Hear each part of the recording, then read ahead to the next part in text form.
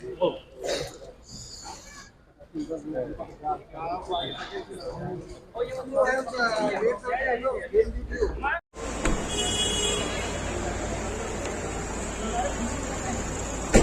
main purpose of our visit to this Tripura Council, we would like to have interaction regarding the activities, the function of the Tripura Council, how they are perform about protecting the rights of the tribal.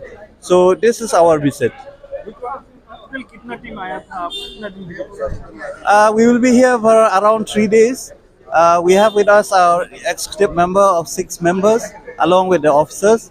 So we'll have a meeting tomorrow with the Honorable CM of the Tripura Council. So tomorrow we'll give you the detail. My name is Titos Kind. I am representing from Cherrapunji, Sora constituency, Cherrapunji. CM. Yes. Thank you. District council থেকে 3 দিনের জন্য ওরা আমাদের district কাউন্সিলে মানে পরিচালনা কীভাবে হয় এখানে মানে একটু অ্যাডমিনিস্ট্রেটিভ ভিজিট করার জন্য ডেভেলপমেন্ট